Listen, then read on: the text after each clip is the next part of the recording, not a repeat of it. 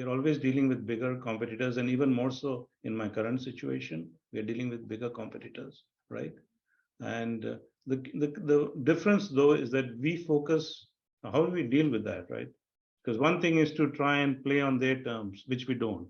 So we have to find a different way to level the playing field and almost get an unfair advantage, right, to ourselves. So we focus on our key value propositions, right? And the way we do that is we understand what our customers' pain points and care abouts are. Essentially, we target what we make. Okay. And then in that, once we understand that, we deliver unique category creating products. Okay. So that is how, because otherwise you're just playing a Me Too game. We started out doing that, right? Because we wanted to establish a name for ourselves, a footprint, right? But then at some point you have to break away, right? And so this is where we leverage our key strengths. We have some key know-hows, key skills, and we're constantly adding to that, either improving ourselves or adding to the team in terms of skill sets. And this is true with all the employers I have been with. It's nothing necessarily unique to my current situation, right? And the way you differentiate is not just by having great technology, great products. You need to have the complete offering, how you serve the customer, how you respond to the customer. Let's say the customer has some bring up issues. You don't say, well, not my problem, buddy, you take care of it. No, we are there because if they don't ship, we don't ship, right? That's the kind of mindset, right? That we are actually in their corner taking care of them, right? And so that has been the focus. So that's the way we win, despite there being people with much deeper pockets and with much more, maybe bigger portfolio of products, right? So we are very targeted, very sharp in terms of what we provide, right? And even if the competitor lowers the prices or whatever, and this is true in all, not just my current firm, this has been the trend. If you offer something that is unique, that they appreciate, they'll buy, even if they have to pay a price premium. Because end of the day, you don't want a problem product, right? You don't want just because of a small component, relatively speaking, right? Your big product doesn't ship. Right? I mean, I've been in situations where previous employers, I had to fly at short notice to exotic locations like Grenoble or Houston, Texas, to take care of some lying down situation. And you just roll up your sleeves and say, okay, I'm wearing your badge, buddy, today. It's not like I'm a vendor, you're a customer. We are one team. Let's solve the problem together so that we ship and we delight their end customer. Things of that nature. Yeah.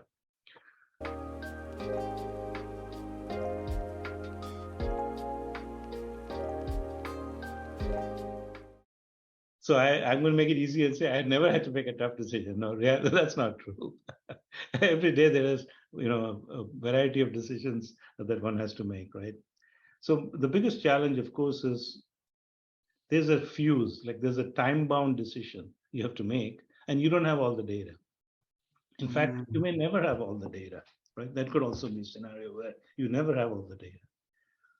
How do you actually make the call, right? And then let's say I have to choose between two or more competing developments, and I can only fund one right now. Which one do I fund? Do I fund it based on it is a tactical, is like it's closer to revenue, or do I fund it because it's strategic to the company, or is it because some big customer is yelling and screaming and I have to take care of that person? So these are some of the things one has to wrestle with, right? Which one would I fund? That is one category. The other one is when the business climate, and I've been in other firms where there has been a situation where we had to do what's called right sizing, which is a fancy word. It's actually downsizing, where you have to reduce the staff. And they actually, reduction in force, riff became a verb in my time. Like you get riffed or you riff somebody, reduction in force, right?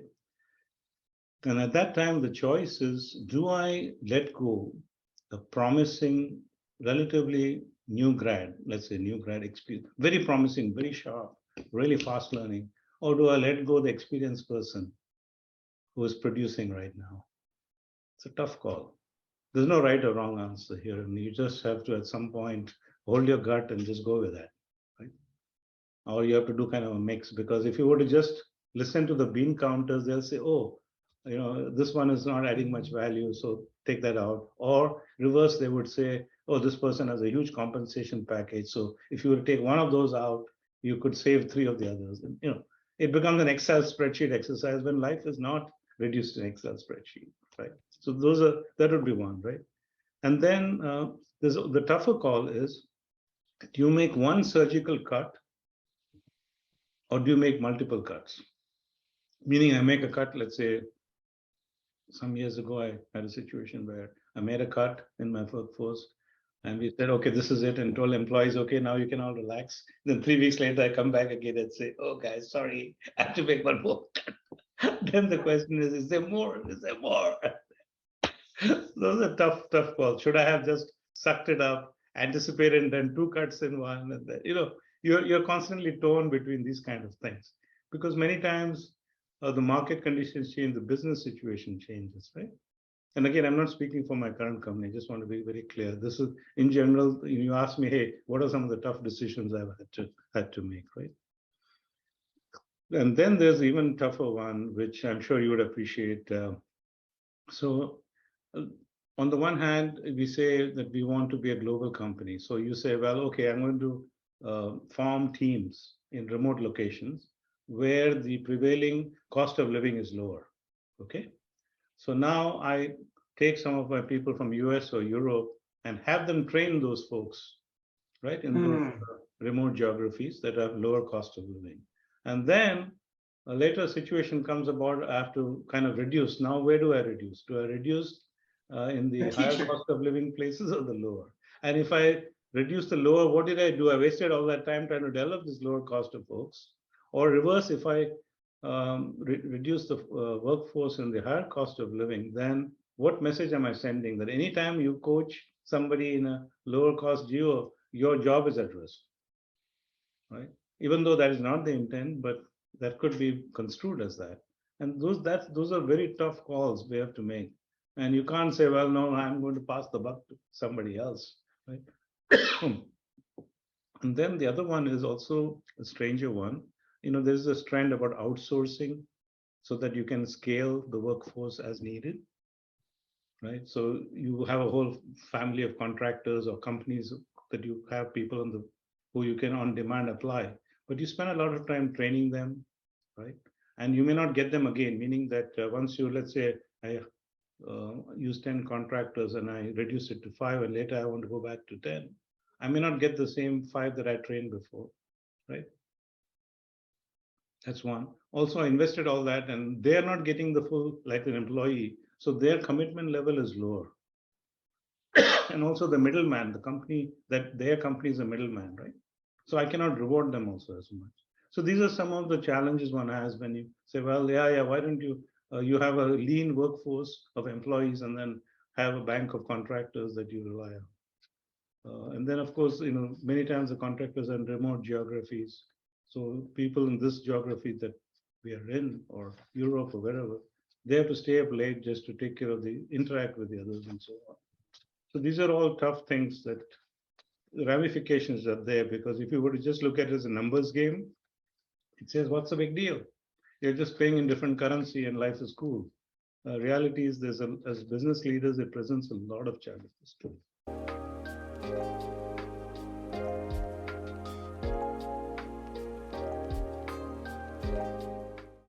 Radical innovation is a very interesting concept, right? Right? Because if I look at it, that you have to look at what is really relevant, because it takes some time. There's a lag between the time you start developing a product, you introduce it, then it's accepted, and the customer ships it, and so on, right? So you have to have this kind of a little bit of a, sorry for using the word crystal, because I compete with crystals, but crystal ball, right? Where you want to see ahead of what is anticipated, what is a potential market need, and then you're trying to intercept that market need, which means you need to develop technologies for that, which may be long gestation time, long period development, or it could be, I could take an existing product and add to it, right? Augment it in a certain way. So those are kind of the things that you could look at. But again, end of the day, it has to pay off, meaning there are what I call money specs, money specifications. or customer cares about the spec, perform. Just because you say I got 10x better on something, customer says, so what? I don't care. That's just your propaganda. It doesn't mean anything to me. So it has to be relevant, right? So we try to make sure that that is in fact the case. And then if it comes to having to do belt tightening, you would kind of tighten the strategic investment and spend more on new product development, because that will give us quicker time to market, quicker time to revenue. So these are knobs, and there's no easy answer, because many times you're like, oh, you're asking me to choose between my thumb and my little finger, which one to keep, right? And both are important, right? You can't say, I'll just give up one for the other, right? So say this, that many times companies limit innovation to only technology innovation or product innovation, right? Actually, this kind of innovation word is not limited to engineering and operations, right? You need to have innovation in business practices, how you sell, how you market, how you treat your employees, how you communicate with your employees, right? So, for example, if you're having a communication meeting, all hands meeting nowadays because of our pandemic situation and so on, you have supposedly you're doing a Zoom call and you've got all these people all over the world. You have to request them to turn their cameras on, just like you asked me to do that, right? And make sure the backdrop is not something compromising. Right? That's just joking here, but something that is going to have some problems later, right? And make sure that it's like, even though it's flat, it's still a one world, right? That kind of feeling. And make sure that there's frequent communication. I mean, these things we were not doing. We would have a quarterly all hands meeting before, right? We gather everybody, and it's a one-way thing. And now the emphasis is more on interactive communication, right? So those are also innovations in different ways. How you sell, how earlier we used to print data sheets or send CDs with catalog of our products. Nowadays, nobody does that, right? It's all like, oh, you have a menu available on your web and you can self-serve, right? So different world. So those are also innovations, not limited to just making a fancy gizmo or a widget.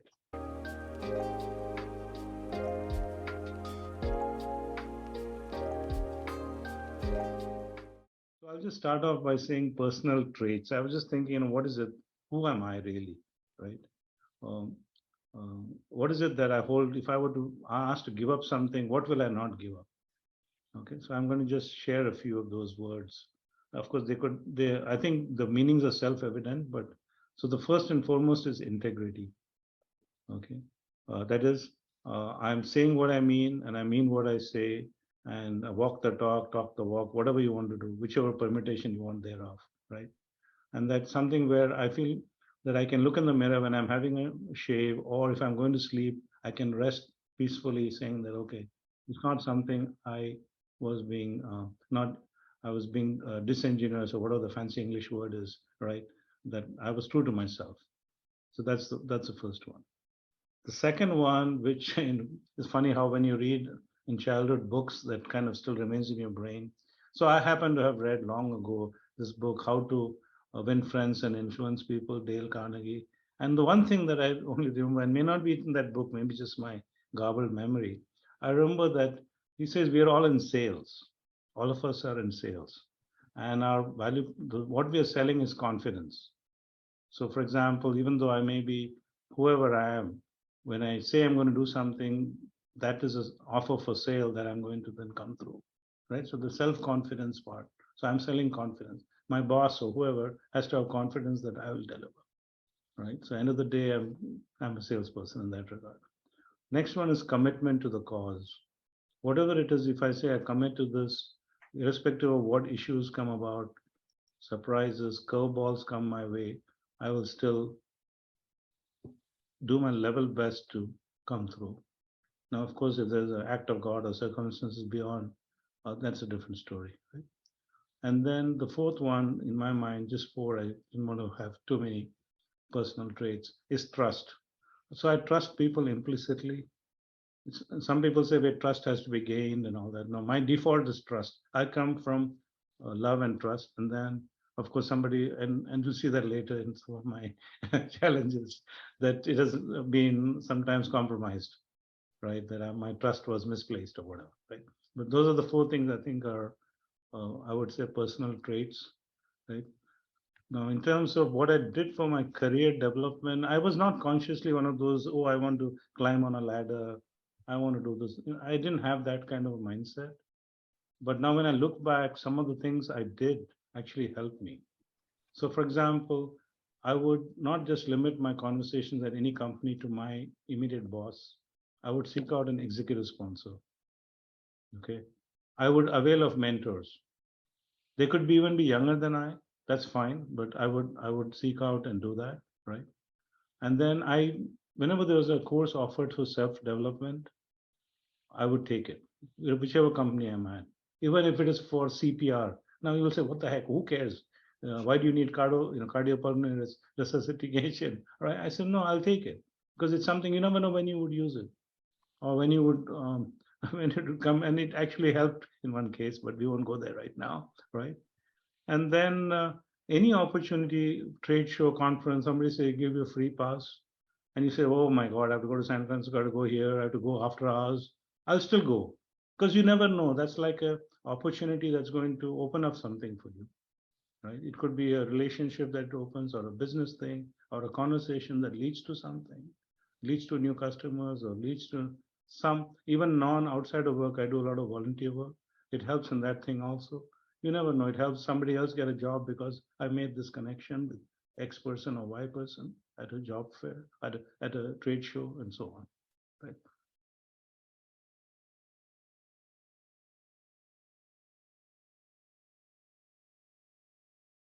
Yes, we are fortunate. We're living in a multicultural area, San Francisco Bay Area. Also, the industry I'm in, it demands higher education. I mean, of course, there are stories of CEOs who have dropped out from high school, but majority of them, majority of our workforce is of higher education, several are PhDs and beyond, right? And education is something that is valued in Asia. It's consistent with our Asian values, right? So that has essentially given me a larger exposure, right, of people who are at least nominally educated in terms of academically, right? So if I were to say, how did it contribute positively through to me, I would say some virtues, and I emphasized this before, but I'll just share this again. Integrity, patience. Also, patience is something which has helped me a lot. In our industry, especially, it's very easy to lose one's cool because things surprises is the default of the day. Murphy is an unpaid employee on our staff. You know, Murphy's Law guy. He's always showing up. So now, how you react to that situation? Uh, that I think, to a large extent, our home bringing, upbringing, cultural upbringing, patience as a virtue is key. And we don't want to be satisfied. Oh, give me the, I need my promotion tomorrow, or I'm walking out or something. It's not like, that's not how at least I was pre-wired, if you will, due to my Asian heritage, right? And the other thing is a global perspective, and I'll talk more later. But here in this case, it is um, very accepting of people who are different, who are either differently viewpoints or differently abled, or you know, I think defaultly liberal, if I may use that word. Of course, that's a dangerous word to use in Texas and other places, but I can use it here in California, right? Now, in terms of how it has impacted, my culture has impacted me negatively career-wise. I will say several things which most people may not say, but I'm being open with you here, right? So I'm less direct in communication. I'm kind of hold back. I don't want to sometimes say it like it is. I don't want to hurt the other person. I'm a little bit softy, right? And people don't expect. They say, "Hey, leader has to be rough, tough, say it like it is, and blow the top off, and demonstrate huge dissatisfaction."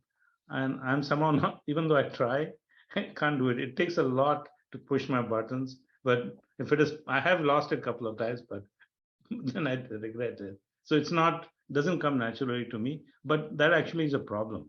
Sometimes it is required, right? So I'm somewhat reluctant to share negative feedback. I'm very quick to praise, but when it comes to giving negative or even constructive criticism, I'm kind of very cognizant of, oh, this is going to hurt that person. Am I actually helping or hurting? Is it really needed? Should I do this? So I have that, kind of internal claw back, right? And then, of course, I have the personal tendency, and I also, when I see it in others, the tendency to tone down accomplishments. Like I don't like excessive bragging. Somebody talks big, I kind of walk away from that conversation. And oftentimes, get together something with big, people who are like, let's say, I won't say big, but essentially people who consider themselves successful. You go to some meet like that, right? And then you find people talking like this, and I feel a little bit uneasy there.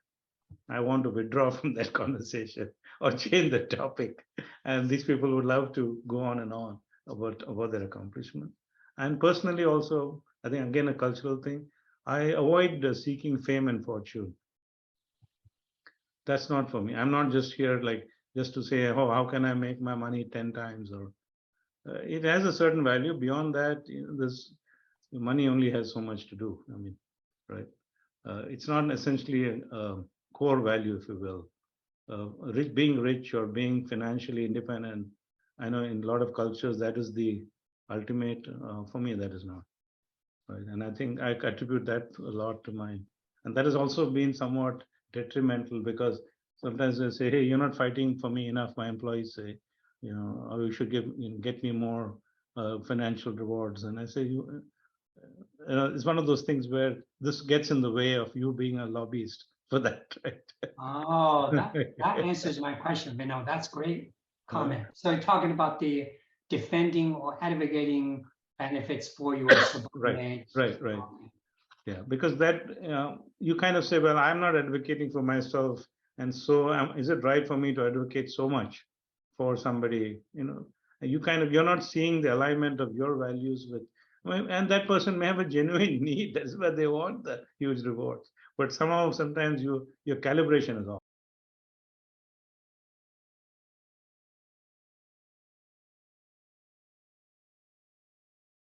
Remiss if I say it is not impacting. Okay, so let me tell you why. Right. Uh, Again, it's philosophy, so please bear with me. Right. So I am of the view that all this, even our conversation here, is ephemeral, meaning it is not permanent. It is here. It's an alignment of let's say needs or what have you, right? And nothing is a biggie, and everything shall pass anyway, right? So obsessing on something in a large way is not is not that central to my existence. So I kind of have this little bit of detached view. Of course, you will say, wait a minute, you can't be so detached, then you're a hermit living in the forest. No, I am very much present. But at the same time, I if there is an adversity or even a huge celebration, I'm not like going overboard either way, right? But however, I'm optimistic because I believe that life has been given to us. It's an opportunity. It's not to be gloom and doom. There's a celebration here, and many times we have to seek happiness. Oftentimes we don't recognize it when we get it. We don't even know when we have arrived. We're always seeking the next best thing, the next. There's a perpetual dissatisfaction. Yeah, the insatiable. Yes, that insatiable want. All right. And then, so as I said, success is to be enjoyed in moderation, something cultural root. Then also, failure is going to come at some point, and it's a teacher. It's not to be avoided. It comes. You take it in stride. Whatever is to be learned is learned, right? And I mentioned about trusting people and so on. And now I've kind of learned that I should trust implicitly, but I should verify. If ever I see some signs that don't align, I need to do something about it, right? And this other one is a cultural trait, you might say, or it's a religious trait, or what have you. My view is that we have to respect others, irrespective of what organization they're from, what their title is, what their age, gender, or education. What doesn't matter. End of the day, we all have to eat, drink, and sleep, and breathe. And there's no reason that we should consider ourselves in any way holier or superior or something of that nature. And then, which is also there in many religions, to treat others the way you want to be treated. Right?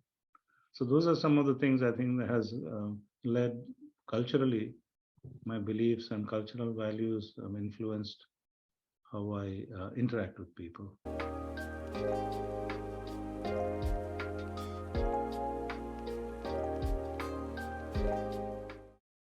and foremost is, I would say, some of our Asian cultures, and again, I'm not saying all, some have this fatalistic, sad kind of view on life. Okay, so I'm flipping that. I'm saying maintain an optimistic outlook on life. We didn't come here all to suffer and grind and fail and all that. Yeah, those things would come along the way for the ride, but our main purpose is we have to be happy. We have to be optimistic that things will be So good. just a background, to verify with you, are you kind of referring to a very, very common and a big view about the suffering discussed in the Buddhism, for example, which is a huge culture in Asia? That is one of them. There are others too, right, which kind of talk about um, that this human life is fraught with sadness and tragedy and so on and so forth. And Okay. therefore one has to somehow not be influenced by that. And my point is, let's not take it that way. Let's assume that the default is a happiness state, and You are the sad state very is entrepreneur. yeah, because you will be faced with so many challenges, right? And if we have this, if we are faced by some of these outcomes, you have to always look at the glass as 3/4 full, not even half full. It's 3/4 full. That's the only way to do this, right? Isn't there one too of a desire is the source of all pain? Now you're talking. Very tough to be entrepreneurial and try to reach higher. That's just why I'm unhappy. Yeah.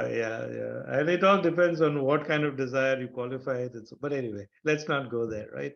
And then the second one is, and I'm example of that. I have to curb my tendency, and I recommend this to everybody.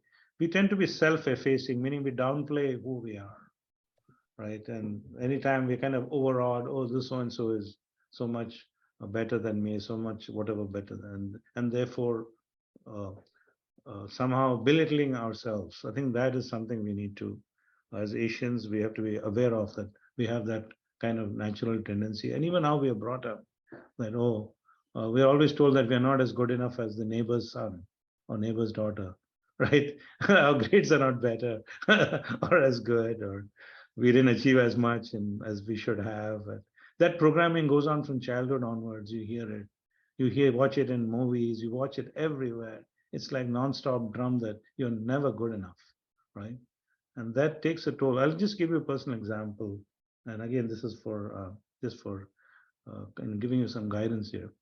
So there was a physics test. This is during my community college days in Bombay, St. Xavier's College. And I was particularly mortified about physics. And they were a very tough instructor who used to talk very fast and so on.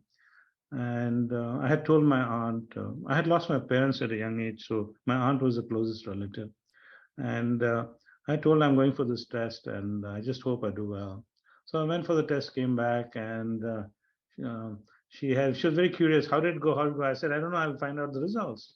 I thought I had done well, very well, in fact. So 2 days later, he was giving out the results. And in India, we don't have grades, we have points. So it's called marks. So it was a 20-mark test.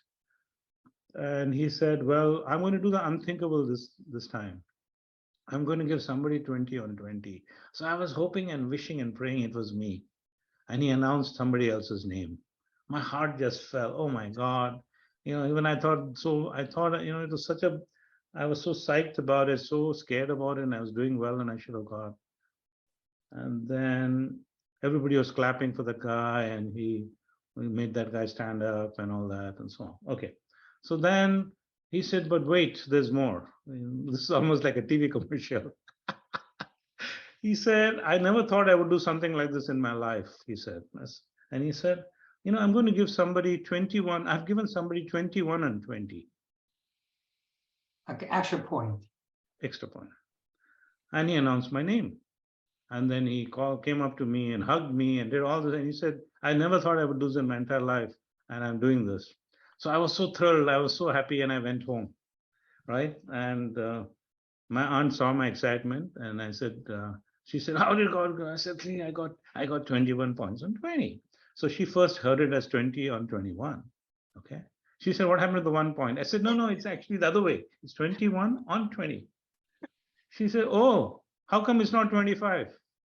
Okay, so this is how we were brought up, where nothing was good enough. Anything we did was not good enough because somebody else was doing better in some way or the other. And even doesn't matter if somebody else is 10 years older than I, or is I'm not a dancer, but somebody's doing it in dance. You are never as good. This is how we were kind of, and that actually is a programming that affects us. It affects us for life. It's frankly a scar that is very hard to kind of take out of the system. And the fact that I'm remembering something from so many years ago just says that, right? Anyway, coming back to your question, I rely less on groupthink. So we tend to kind of, because of our cultural upbringing, we are scared to express our own view and opinions. If three people are saying one way, we'll also, yeah, that's the way it is. Even though inside we may be harboring a countervailing view, right? And we want to be also open to new ideas. Sometimes we culturally can be rigid in our thinking, right? And we can have firm opinions, and we should be prepared to change. And that sometimes doesn't come easy culturally again. And that there can be more than one right answer is not something we easily accept. Oh, there's only one answer. There's only one answer, right? And then now is another cultural trait, which is if let's say I have an issue with somebody, instead of directly talking with that somebody, confronting them directly, I end up talking behind their back. I talk to other people who really cannot help the situation. But somehow I feel I did it's out of my system. So this is, again, I believe maybe it's true in other cultures, but I find that more in our people of Asian heritage, right? And then also many times we're scared to approach somebody for mentorship. Okay, we feel either that person might think little of us if we do that, or what if they refuse? Then I'm going to be shattered, right? That kind of feeling of that, right? And then if there's an opportunity to network, we shouldn't be shy. We shouldn't just take a glass of soda and stand on the side. Come into the circle, be part of the action, as opposed to reading a poster at the trade show or something, or instead use the opportunity to interact, right? And then again, I shouldn't generalize, but there is a tendency to indulge in idle gossip, and we should kind of refrain from that, is my guidance to young Indian professionals or young Asian professionals. Did you say, Vinod, could you clarify about, I wasn't clear about the point. Could you clarify again? No, I was saying that many times kind of indulging in gossip as opposed to, because somehow it's comforting, as opposed to confronting the issue, just kind of shoot the breeze with things which don't really matter. Right? Okay, yeah.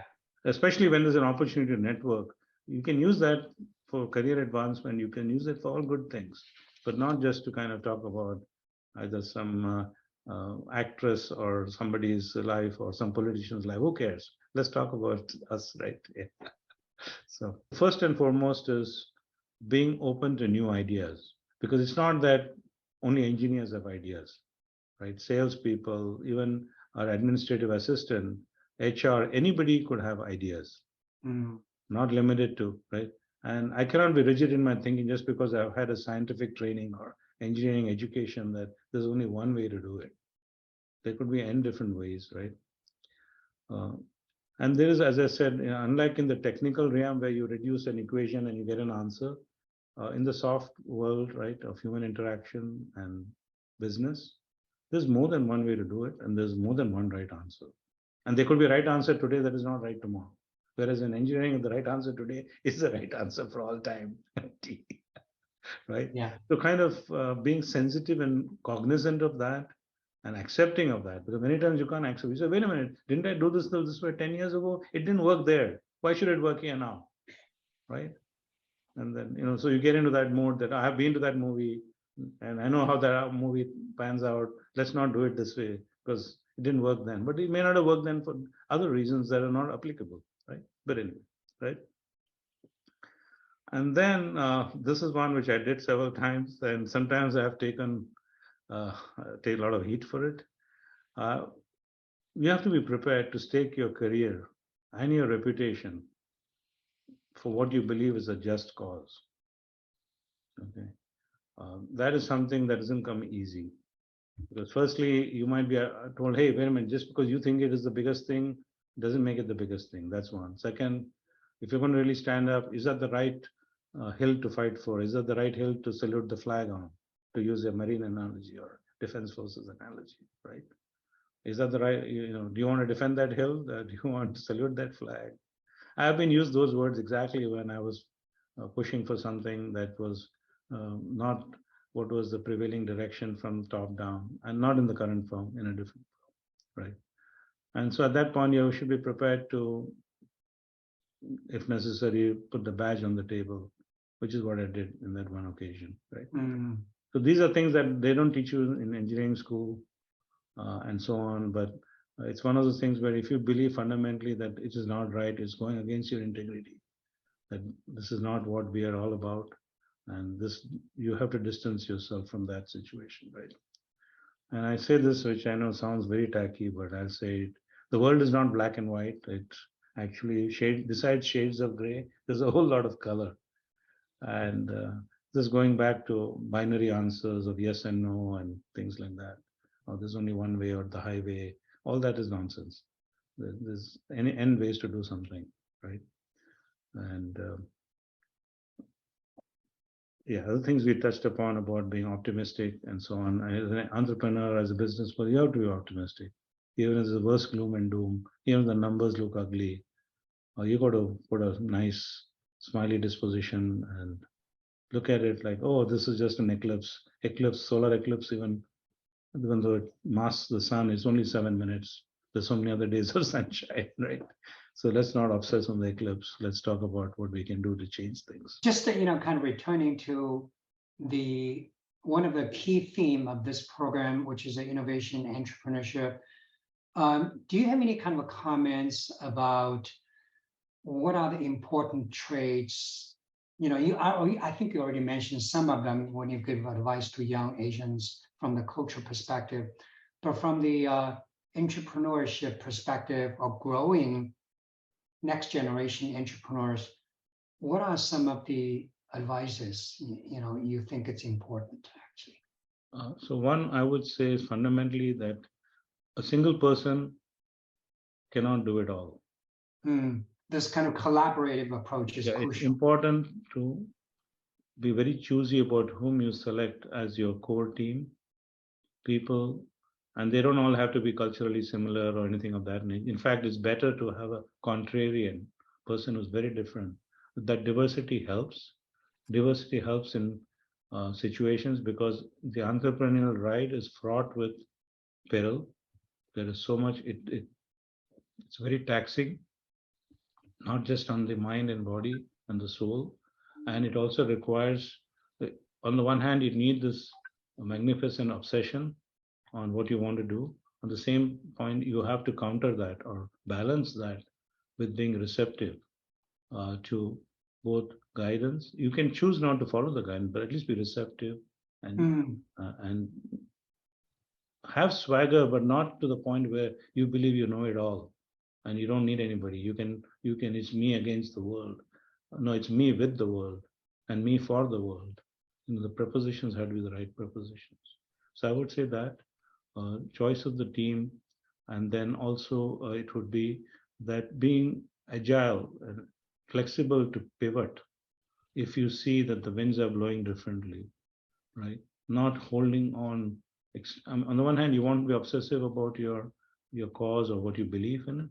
However, when you see sufficient information to the contrary, you need to make some hard decisions, right? And at that point, you can't let your ego get in the way, like, oh, I'm going to swallow you have to swallow your pride at that point.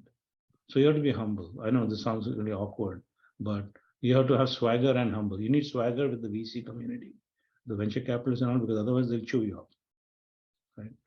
And they will steal your stuff and they'll replace you at a moment's notice because they're only interested in 10xing or 100xing their investment. They really don't care about you or your technology or your product. That's all just a means to an end, right? Yeah, that's true. Yeah. So And the other thing I would say also is um, not to be shy about asking for help. Right? And people are willing to help. Many times there's this myth thing that, oh, only if that because person is an investor, an angel investor, smart investor, they will help. No. I mean, help can be different ways. It's not always monetary investment. It is even just moral support. Yeah. And Yeah. then in the whole passion about being entrepreneurial and all that, you can't let your family or loved ones behind. You can't be so obsessed with it that you leave roadkill, right? Uh, in fact, one of the several of the situations I've been in, I've been asked, "Hey, Vinod, what's your measure of success?" And usually the answer is, "Oh, you have a great performance, you have a great exit, you have everything products come out either on or ahead of schedule. There's a lot of acceptance of the product, and you didn't overspend, and you're highly profitable." For me, that's par for the course. What really matters is, let's say if three of us form a team and we have great success, the key metric for our success is if we want to work together again.